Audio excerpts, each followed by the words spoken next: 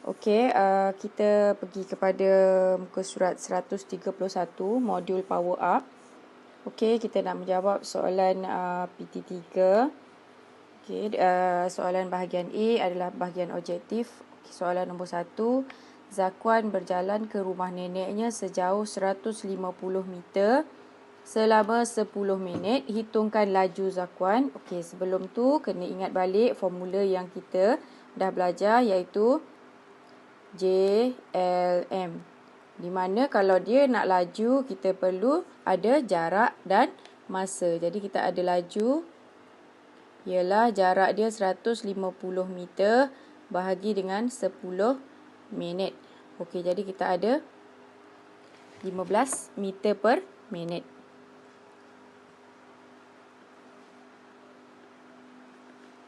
Okey, untuk yang kedua, tukarkan 240 km per jam kepada unit meter per minit.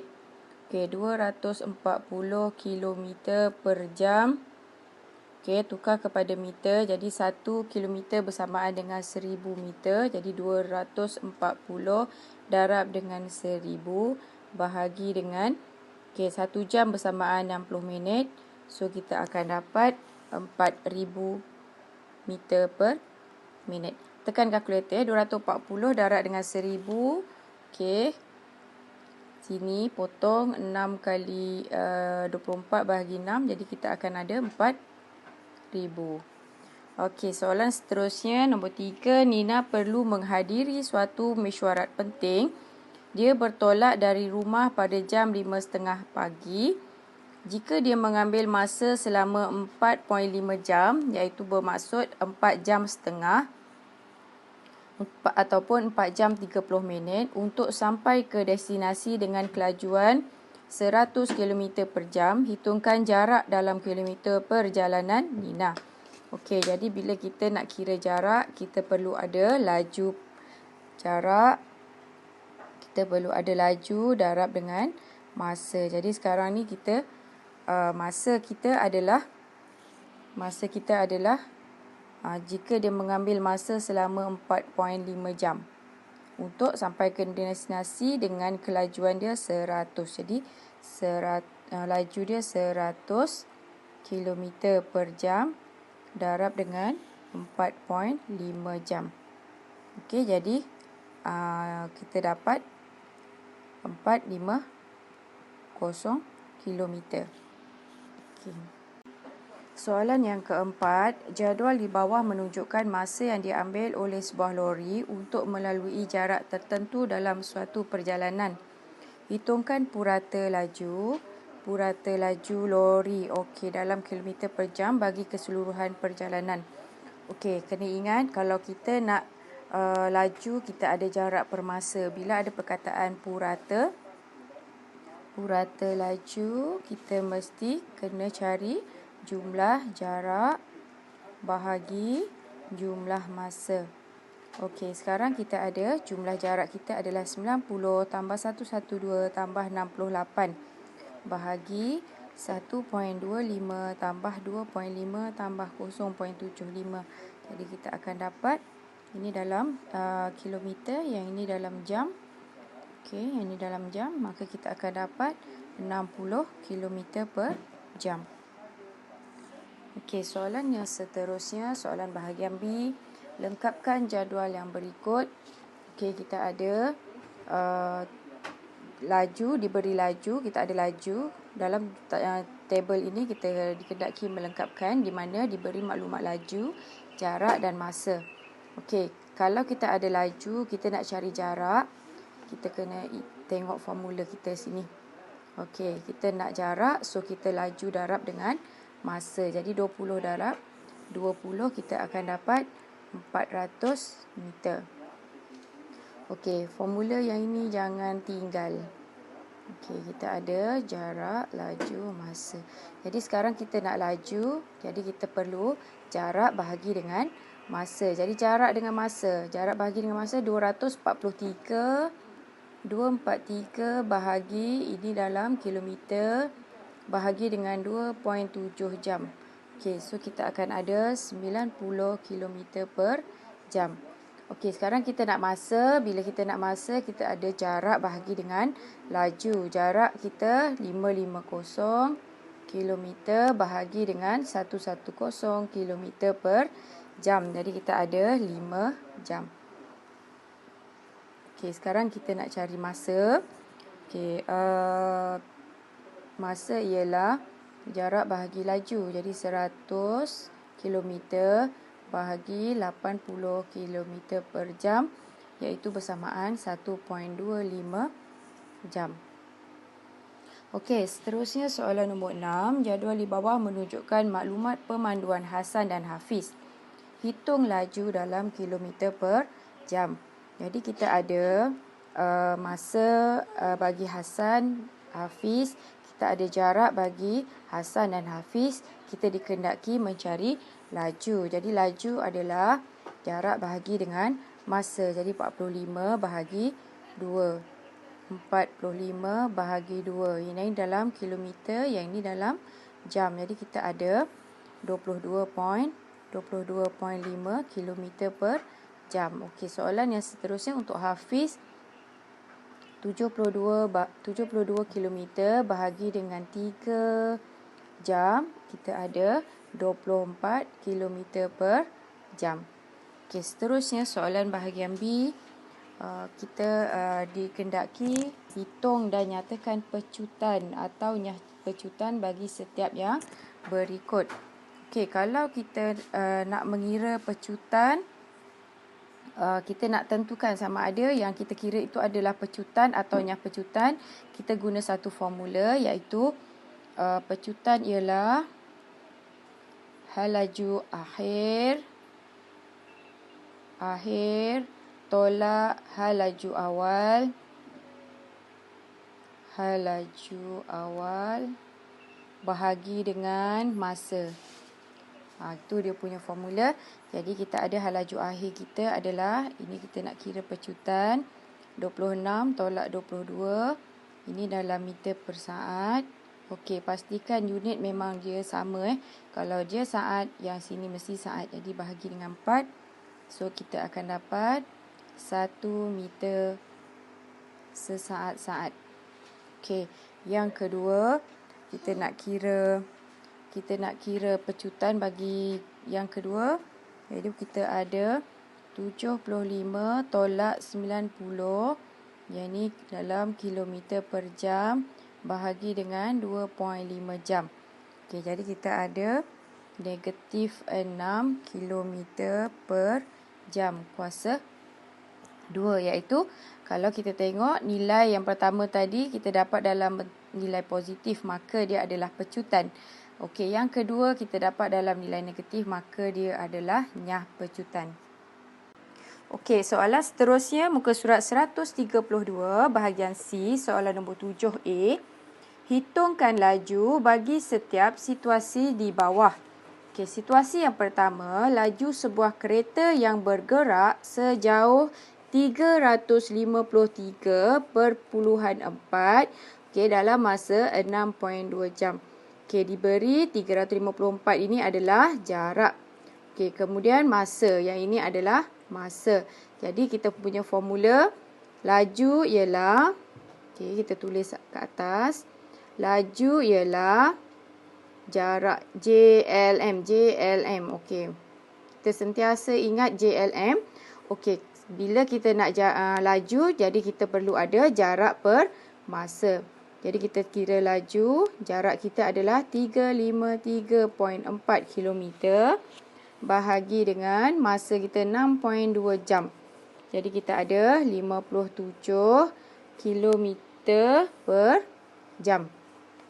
Okey, kita tengok soalan kedua. Laju larian sejauh 1,500 meter dalam masa 5 minit. Okey, diberi 1,500 ini adalah jarak. Okey, dalam masa 5 minit ini adalah masa. Jadi kita nak kira laju ialah 1,500 meter bahagi dengan 5 minit. Jadi kita ada 300 meter per minit. Okey, seterusnya soalan bahagian B. Soalan bahagian B, Adam membawa keluarganya bercuti di Bandar R. Mereka bergerak dari bandar P sejauh 120 km selama 2 jam dan berhenti rehat selama 30 minit di bandar Q. Kemudian bergerak semula ke bandar R sejauh 150 km selama 2 jam 30 minit. Tentukan sama ada Adam memandu dengan laju yang seragam. Okey, maksudnya dekat sini, okey, Adam bercuti di bandar R, mereka bergerak dari bandar P. Okey, kemudian dia akan bergerak ke bandar Q. Dia akan bergerak ke bandar R. Dia bergerak ke bandar R dan berhenti di bandar Q. Jadi, pertama mereka bergerak P sejauh 120 km selama 2 jam. Okey, sini 120 km selama 2 jam dan berhenti rehat 30 minit, okey, di bandar Q. Kemudian bergerak semula ke bandar R sejauh 150 km selama 2 jam 30 minit. Tentukan sama ada Adam memandu, okey, secara seragam atau tidak. Okey, kelajuan 2 jam yang pertama, jadi kita akan kira satu persatu. P hingga Q, kita akan kira dia punya laju dia untuk P dan Q. Jadi kita ada jarak, kita ada 120 km bahagi dengan 2 jam. Jadi kita ada 60 km per jam. Okay, kita tengok kelajuan yang seterusnya. 150 untuk QR. 150 km bahagi, okey, 2 jam 30 minit. Kita akan tukarkan kesemuanya kepada unit jam. Jadi 2.5 jam. 30 minit itu adalah bersamaan dengan 0.5 jam ataupun 1/2 jam. Di 150 km bahagi dengan 2.5 jam. Jadi kita ada 60 km per jam. Maka kita dapati bahawa kelajuannya adalah sama. Maka Adam memandu dengan kelajuan seragam. Okey. Seterusnya, soalan yang seterusnya ialah C1. Rajah di bawah menunjukkan proses untuk merekod bunyi sekumpulan ikan. Okey, kita ada bot K, bot M dan hidrofon. Jarak hidrofon dengan ikan ialah 29.6 km. Laju bunyi di dalam air ialah 1480 meter sesaat. Okey, ini laju bunyi. Hitungkan masa yang diambil dalam saat untuk bunyi sekumpulan ikan sampai ke hidrofon. Jadi, apa yang maklumat kita ada di sini adalah jarak dan laju. Maka, kita nak mengira masa. Masa ialah jarak bahagi dengan laju. Kita tengok kita punya jarak dalam kilometer. Jadi kita ada 29.6 kilometer bahagi dengan 1480 meter sesaat. Kita kena tengok, kita kena samakan unit kilometer kepada meter. Jadi kita darab dengan 1000. 29.6 darab dengan 1000 bahagi dengan 1480. Okey, yang atas dia akan jadi unit meter dah lah. Okey, meter sesaat. Kita akan dapat 20 saat. Okey, pelajar boleh tekan kalkulator. Okey, soalan yang kedua. Bot K bergerak menuju ke bot M dengan purata lajunya 75 km per jam. Okey, masa yang diambil. Okey, jadi saya akan tuliskan sini 75 km per jam. Bot K bergerak menuju ke bot M. Okey, masa yang diambil untuk tiba ke bot M ialah 45 minit. Kita tulis sini 45 minit. Hitungkan jarak antara bot K dan bot M. Jadi kita nak kira jarak. Okey, jarak ialah laju darab masa. Jadi kita ada lajunya adalah 75 km per jam darab dengan masa 45 minit. Jadi unit tak sama. Jadi kita samakan unit 45 minit. Kita tukar kepada jam. Kena bahagi dengan 60. Okey, jadi kita ada, tekan kalkulator pelajar, jadi kita akan dapat 56.25 kilometer. Okey, soalan 8. Encik Kumar memandu kereta di sebuah lebuh raya dengan kelajuan 100 km per jam. Okey, jadi kita ada kelajuan dia 100 km per jam. Hitungkan jarak yang dilalui dalam masa 1 jam. Okey, dalam masa 1 jam. So, kita nak jarak. Jarak ialah apa pelajar? Jarak ialah laju darab masa. Jadi kita ada laju 100 km per jam darab dengan masa kita 1 jam. Jadi kita ada apa? 100 km. Okey, kita sambung muka surat 133. Hitung masa yang diambil untuk jarak perjalanan sejauh 242 km. Jadi di sini diberi jaraknya adalah 242 dan sambungan daripada soalan nombor 8 iaitu kelajuannya adalah 100 km per jam. Jadi soalan dia kata dia nak masa. Jadi sekarang kita nak kira masa. Masa ialah jarak 242 km. Jarak bahagi dengan kelajuan 100 km per jam. Okey, sekarang kita kira 2.42 jam. Okey, ataupun kita boleh tukarkan 0.42 jam kita kepada minit. Jadi 0.42 tu darab dengan 60, kita akan dapat 25 minit. Jadi keseluruhan masa yang diambil adalah 2 jam 25 minit. Okey, seterusnya soalan bahagian B. Rajah di bawah menunjukkan sebuah kapal terbang mendarat di sebuah landasan. Laju kapal terbang tersebut ketika mendarat ialah 280 km per jam dan mengambil masa 12 minit untuk berhenti sepenuhnya selepas mendarat. Hitung nyah pecutan dalam kilometer per jam kapal terbang tersebut. Okey, jadi sekarang kita nak kira pecutan. Jadi pecutan ialah laju akhir tolak laju awal bahagi dengan masa. Dan pastikan semua unit adalah dari unit yang sama. Jadi sekarang kita tengok masa yang diberi 12 minit. Okey, unit yang diberi pada laju kapal terbang adalah dalam unit jam. Jadi kita kena tukarkan masa kita kepada unit jam. Jadi kita ada masa ialah 12 bahagi dengan 60. Jadi kita ada 0.2 jam. Okey, sekarang kita akan kira pecutan. Pecutan kita adalah, okey, kita nyah pecutan lah. Nyah pecutan kita akan dapat dalam nilai positif. Kalau kita pecutan, kita akan dapat nilai negatif. Okey, jadi kita kiralah laju akhir kita adalah kosong setelah diberhenti. Laju awal kita adalah 280 km bahagi dengan 0.2. Okey, jadi kita ada negatif 1400 km per jam kuasa 2. Ini kita kata pecutan. Soalan kata dia nak nyah pecutan. Nyah pecutan kita kena buang kita kena buang nilai negatif kita. Jadi 1400 km per jam.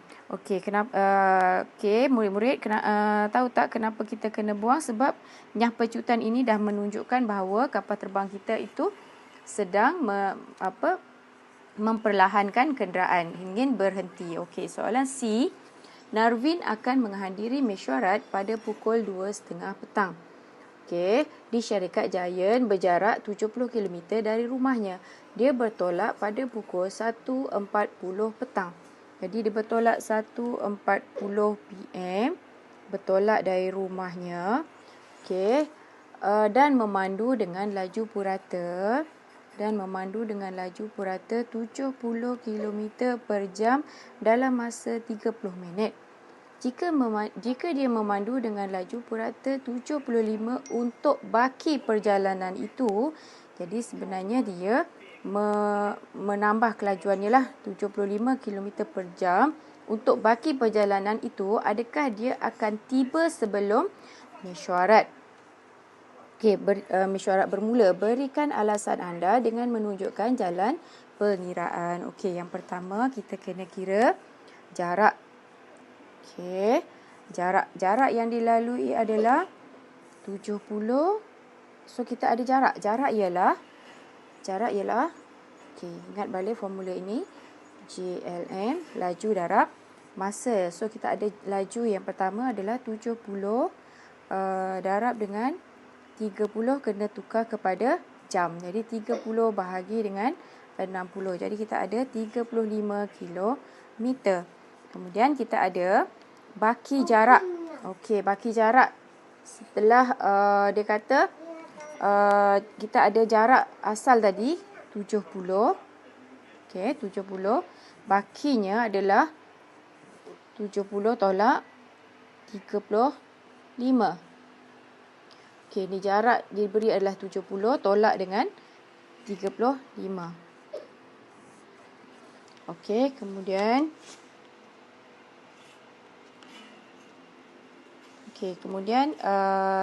tolak dengan 35, dia akan dapat 35 kilometer.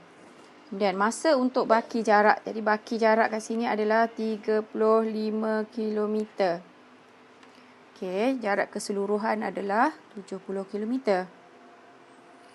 Okey, kemudian kita kira masa untuk baki jarak 35 bahagi dengan 75, iaitu 35 itu adalah jarak bahagi dengan laju. Kerana bakinya adalah dia meningkatkan kelajuan sebanyak 75 km. Jadi kita akan dapat 35 bahagi 75 jam. Okey, semuanya adalah 28 minit. Okey murid, kalau tak pandai nak menukarkan ini, tekan pada kalkulator simbol yang ni. Dia akan menukarkan kita punya jam kepada minit. Okey, masa untuk Narvin tiba. Okey, Narvin bertolak pada pukul 1.40. 1.40 tambah dengan 30 minit tadi. 30 minit sini. 30 minit. Tambah lagi dengan 28 minit. Okey. Dia akan tiba pada pukul 2.38. Jadi mesyuarat bermula pada 2.30. Jadi Narvin akan lewat tiba 8 minit.